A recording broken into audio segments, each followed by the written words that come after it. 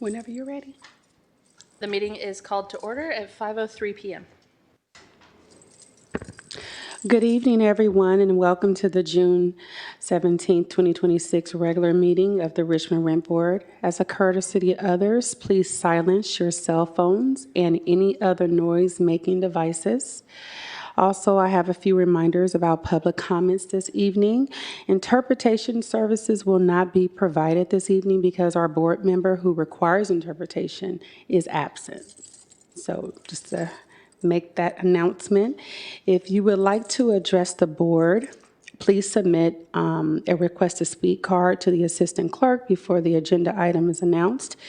If you wish to speak on an item not listed on the agenda or on the consent calendar, you may do so during public forum. Please refer to the Rent Board meeting agenda for the list of items or to the agenda items list open for public comment sheet posted above the table in front of the chambers.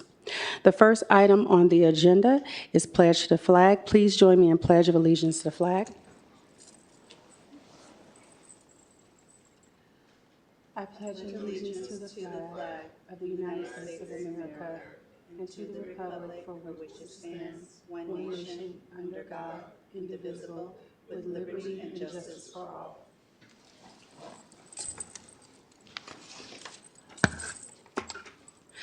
The next item on the agenda is a roll call. For the record, may I please get an audible roll call from Rent Board members and staff? Board Member Height, Here. Board Member Willis, Here.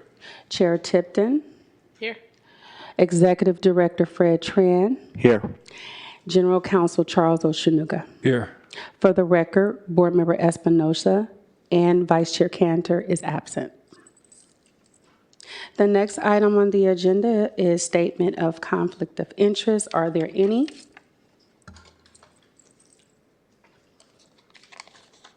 Hearing none, the next item on the agenda is agenda review. Are there any changes to the agenda? Are there any changes to the agenda from staff? No changes. Are there any changes to the agenda from board members?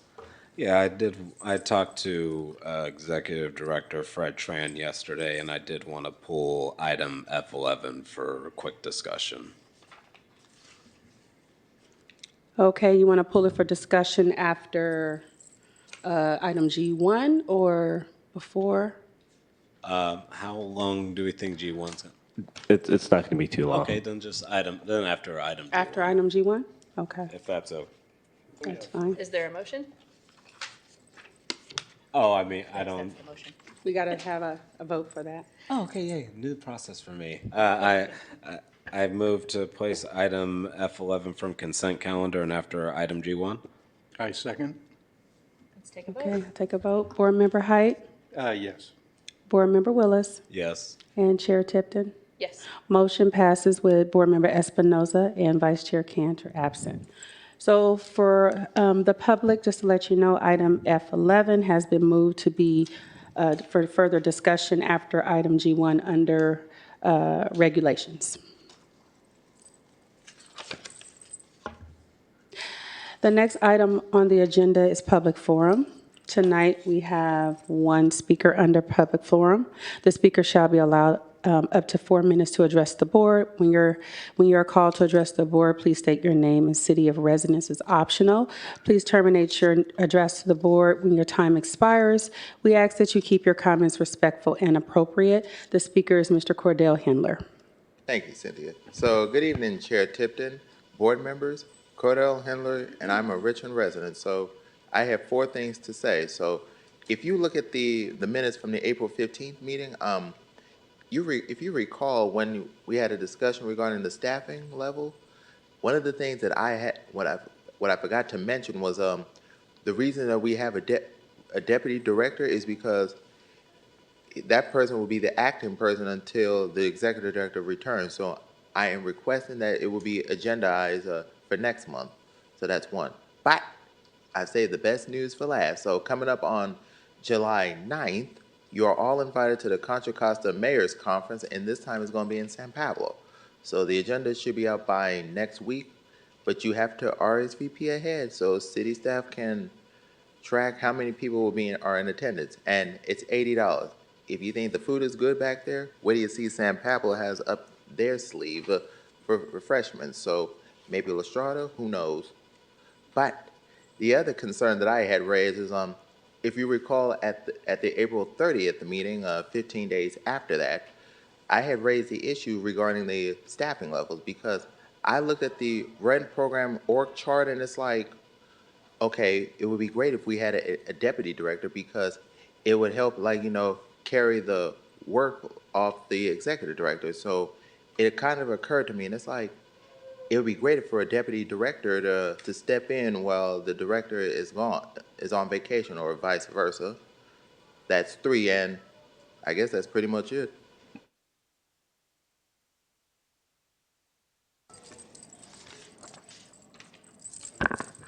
That was the last speaker under public forum.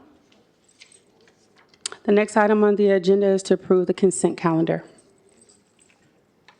Is there a motion? I'll move to approve the consent calendar. Is there a second? I second. Let's take a vote.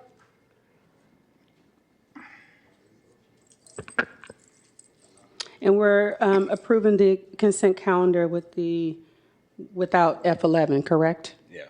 Okay. Board Member Height, Yes. Board Member Willis, Yes. Chair Tipton. Yes. Motion passes to approve the consent calendar, exclude item F11, with Board Member Espinoza and Vice Chair Cantor absent.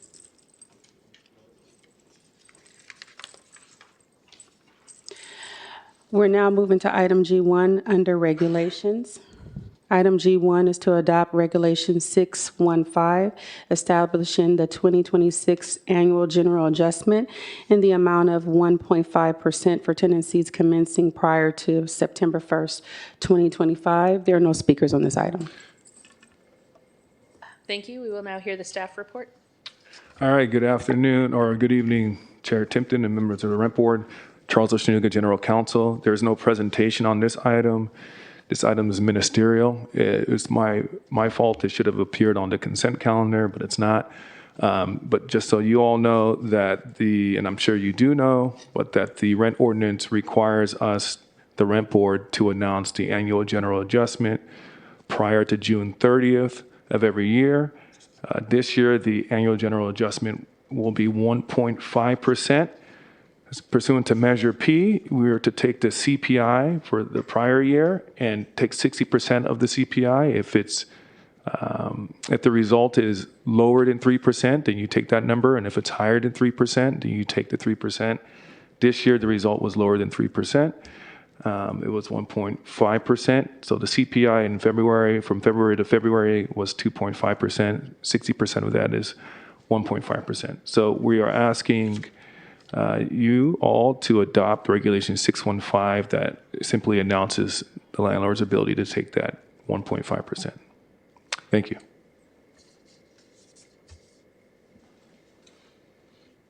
Thank you for that presentation. Are there any questions from the board? No questions. Any public There are no speakers on No. this item. Is there a motion? I'll move the item. Is there a second? Second. Okay, so we have a motion by Board Member Willis, second by Board Member Height. I'll take a vote. Board Member Height, Yes. Board Member Willis, Yes. and Chair Tipton. Yes. Motion passes with Board Member Espinoza and Vice Chair Cantor absent.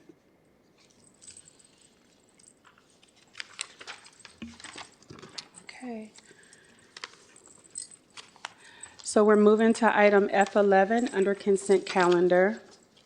Item F11 is to receive a study session update on the continuing research and investigation conducted related to Regulation 202 and Resolution number 19 -01. There are 5 speakers on this item.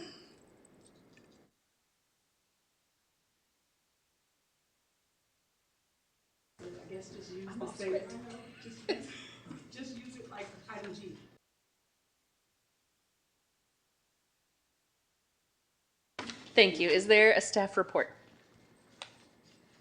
There is no staff report for this item, but we can provide updates as necessary. The next question we'd ordinarily ask is whether there are questions from members of the board. I would move to have the speakers go first. I move to have the public speakers. You're the chair. You Yeah, go first. I think someone needs to second that. Oh, you don't need a motion you don't have to do that. Never mind then. All right, let's hear the public speakers before we get to questions for the board. All right, no problem. Like, as I mentioned, there are 5 speakers tonight. Each speaker shall be allowed up to 4 minutes to address the board. When your name is called, just come to the front as I call your name. The first speaker is Elsa Stevens.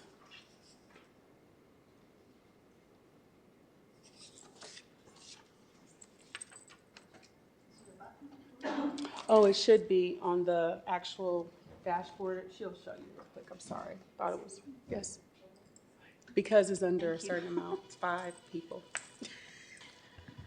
Thank you. I'll be short. My name is Elsa Stevens. My husband and I live in Richmond at Heritage Park at Hilltop. It's a 192-unit senior complex.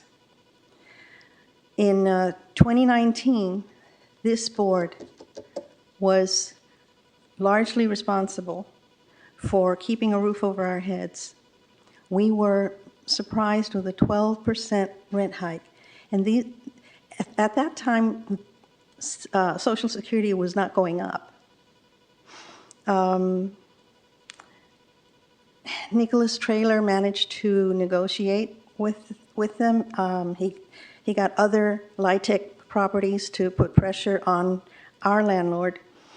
And ACE embarrassed the landlord because the landlord could legally do that at that time.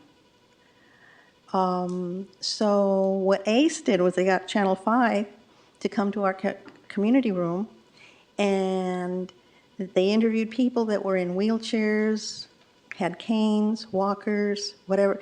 And all this was at the 5 o'clock news, San Francisco, television. So the message was, look what they're doing to these people. So the law was with them, but we embarrassed them. And we've always been grateful. Nicholas Traylor spent a lot of time since then making sure that we seniors were living in a secure and decent, under secure and decent conditions. We knew who to complain to. So yes, our building was too young for rent control, but that we were covered under the other regulations. There is no excuse for not fully protecting LIHTC buildings, especially ones that are old enough for rent control. I thank you.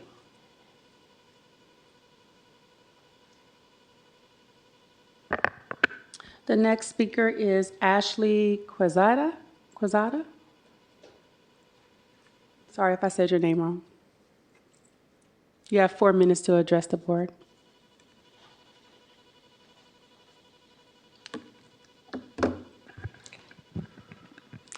Hello, my name is Ashley Quesada, and I am a legal assistant with the California Center for Movement Legal Services. Our organization has been investigating the conditions at Monterey Pines, and I've personally spoken with many tenants about the issues that they are experiencing. What I've heard consistently is that tenants feel ignored, not only by their landlord, but also from their city that has turned its back on them, by exempting them from protections and rights available to renters throughout the rest of the city. As a result of these exemptions, tenants have lost access to important local remedies for addressing serious housing violations. They are unable to file petitions and seek relief through a process that is accessible to everyday renters.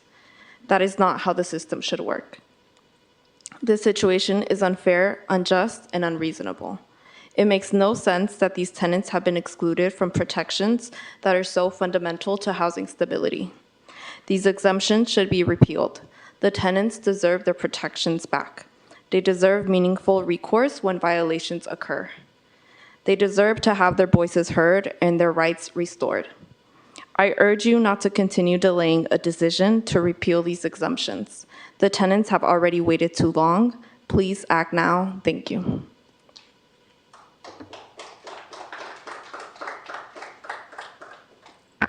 The next speaker is Renee Zamora. Please come forward.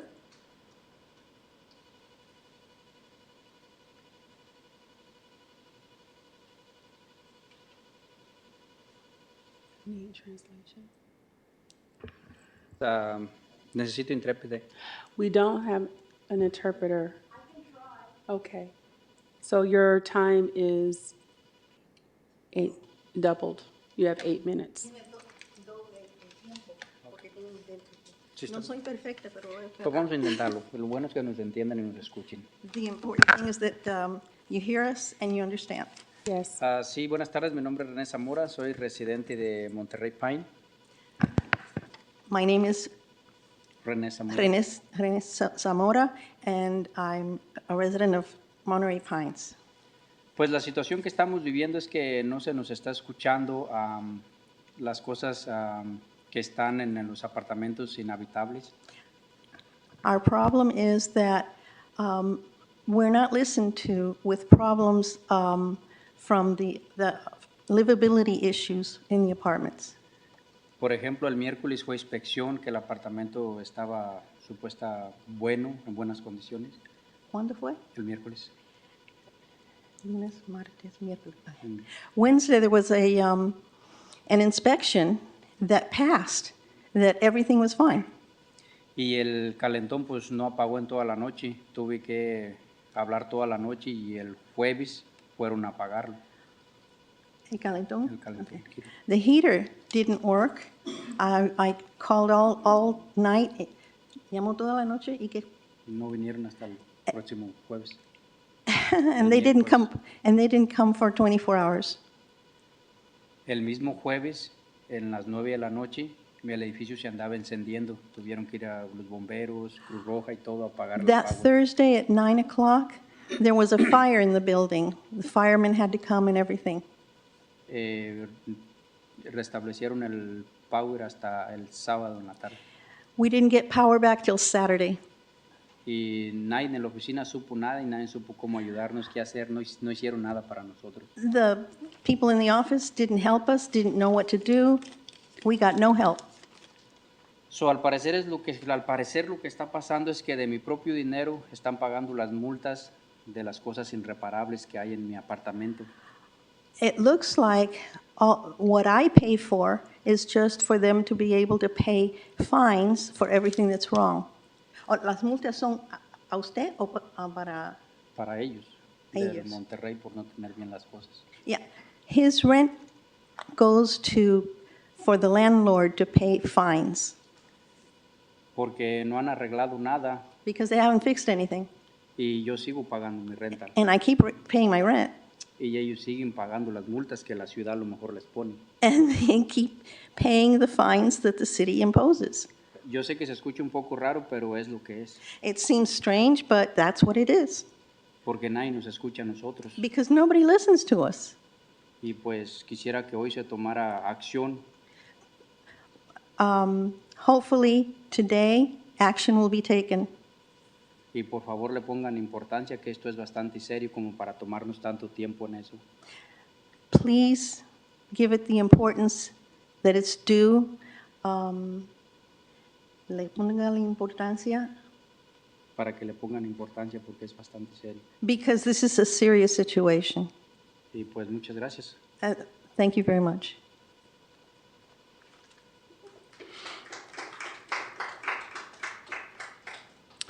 The next speaker is Emily Valise.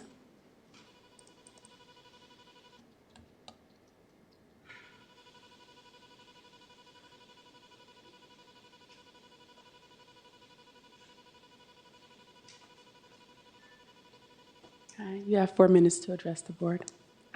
Okay, hello everyone. I'm here to speak in behalf of all the people, the community that lives in Monterey Pines.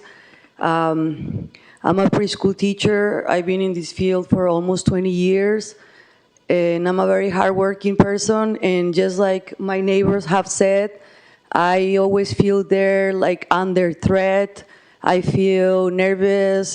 You are to the breaking point. All the people are always experiencing something bad. Like he mentioned, we didn't have electricity for like 3 days. Somebody came knock on the door, the Red Cross came knocking on my door, but I was very scared to open. I didn't know it was them.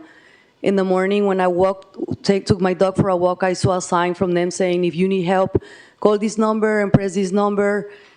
And I don't know, things keep happening. They have been doing repairs, but they keep harassing me and pressing me to pay something that I don't owe. I found the receipts and I showed them my receipts and they still won't update the balance. And just like I have spoken with other neighbors, they experienced the same, where they had the proof and they had to wait for months and months and months, like almost begging you, like, please, please, like I'm begging you, like I'm here, I brought you my rent. It's like, it's not worth it to live there. I can't wait to move there. And this is my update. It's not, yesterday I met two Yemeni boys. Well, they are my neighbors. And I saw them on the street and I asked them to pass a flyer for today's meeting. And I told them, please give this to your Baba. And they told me, oh, we don't live here. And I asked them the reason and they told me, oh, they never made repairs sometimes and we have roaches. And that really broke my heart. And we're like second-class citizens there. We're treated with like, and the neighborhood here is not bad. It's actually really nice, but we have to be treated like under the foot or like a roach or like a mice. And I don't want to live there. I have a different vision, and the city doesn't do anything, and I don't want to wait there forever. Yeah. Thank you.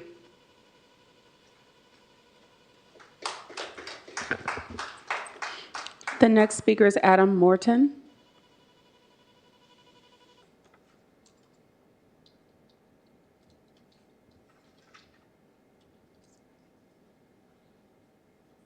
You have 4 minutes to address the board. Thank you. Move this up a little taller.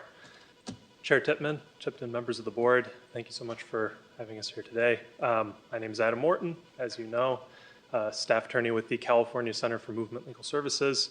As you can see, there aren't quite as many tenants here tonight as have been with us in the past. With that being said, I have petitions for around 25 tenants who still have concerns, still have conditions, whose voices need to be heard and who deserve to be heard. As you know, again, it was around 4 months ago that the tenants first came to this meeting and started sharing their concerns, first started making this body aware, and they're still here. They still have issues. Some issues have been fixed, but many issues remain unresolved. Many tenants still don't have heat. Many tenants still don't have hot water.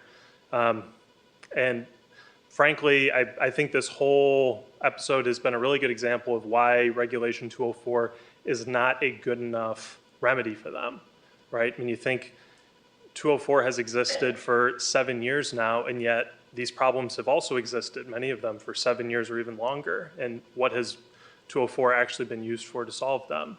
Hasn't really done anything. Even then, you know, the tenants, we have reports from October showing that the city was aware of these problems going back to October, and yet, again, nothing from the rent program. And so I think it's as some look at 204 and say, oh, well, maybe we should just use 204, maybe we don't need to rescind the regulations altogether. I just don't think that's good enough, frankly. I think that what we've seen is that 204 does not have the urgency, it doesn't have the transparency. As I stand here today, we're still not sure, to be honest, if a 60-day notice has been given to MRK Partners or not. We did ask that question very directly, and we didn't get a straightforward answer. And we know that there's going to be supposedly a meeting tomorrow.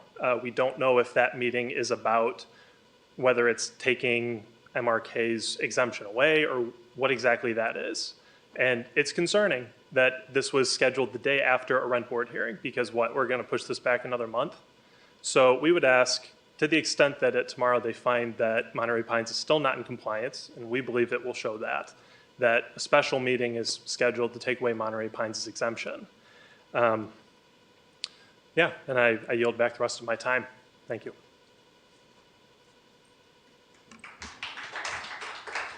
That was the last speaker on this item.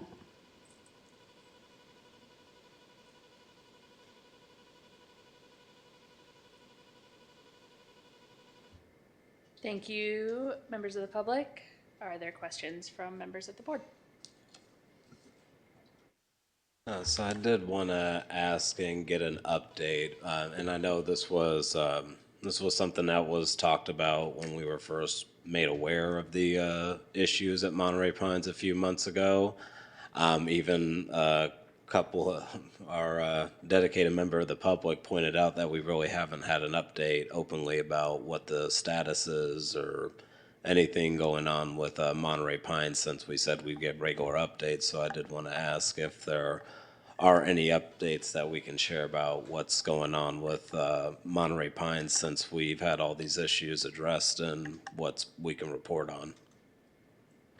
Yeah, thank you for the question. Unfortunately, the item is not a Monterey Pines item. It's the item that you all directed us to bring to you on a monthly basis, which is the studying of the regulations as it relates to every property. This is not a Monterey Pines issue, although the board's ultimate decision will impact them, but other properties.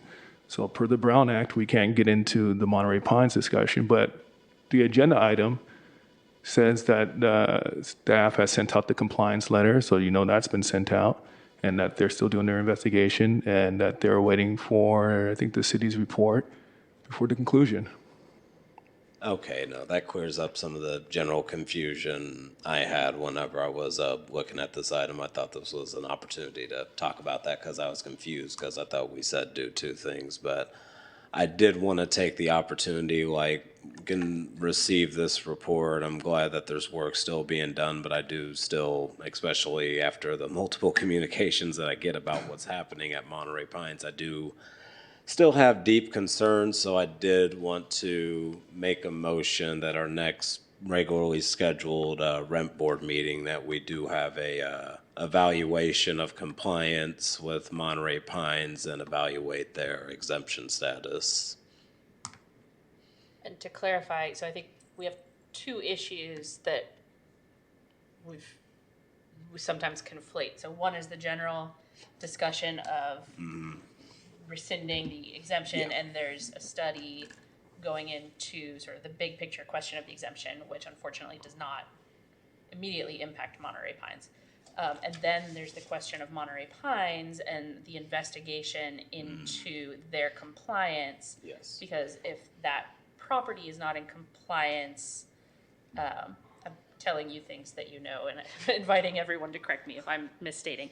But if that property is not going to be in compliance, then we have the option of Section 204, which would give immediate relief to that particular property, separate and apart from whatever happens in the next 6 months. I think we're at a 3-month timeline with property or Section 202. So I think what you're asking for and what would be helpful to us at the next meeting would be updates on both parts of that question. Oh, I was actually asking for the former because my understanding with these constant this is just my Because I understanding think now. we have the big picture 202 on our agenda to get monthly updates, right? Yeah, So and that that in Monterey the, Pines. and I know we're supposed to schedule to come back to some sort of determination or study session around the September area with the overall big picture. Separate from that, I know what we did discuss at length at one of our meetings is doing that process of sending out notices of compliance testing, giving opportunity to get back into compliance, and then making a determination from there. So what I'm basically saying is I want to agendize that item as we specifically do compliance testing and evaluate the exemption status based on compliance in the process that has already been taken related to that property, because it just keeps on being a very persistent issue, and, just speaking more personally, it breaks my heart that folks are living without heaters or hot water, and I know none of us would want to go a day without that, let alone the numbers of time lapses I've heard for those. So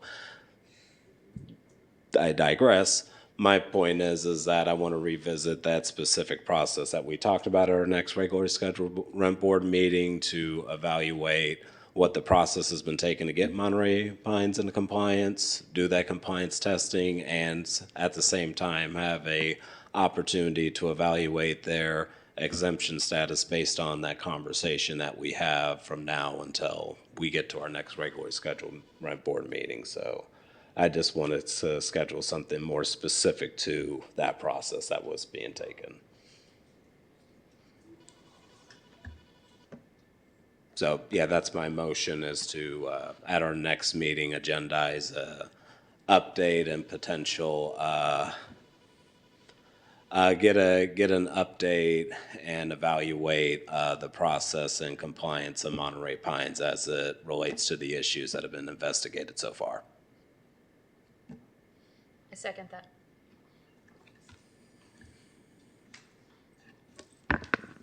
Okay, so Board Member Willis made a motion to agendize an update and evaluate the process and the compliance issue at Monterey Pines.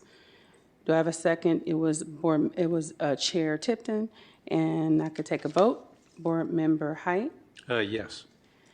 Board Member Willis, Yes. and Chair Tipton. Yes. Okay, motion passes with Board Member Espinoza and Vice Chair Cantor absent. Remove all the exemptions, shit, or get off the top.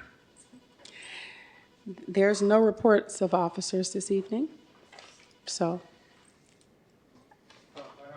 Oh, I'm sorry, I just have one update, scheduling update. The appeals, we have an appeal that's going to come on our next July meeting. So our July meeting is going to be really packed, and I'm just hoping everyone can show up because it's important.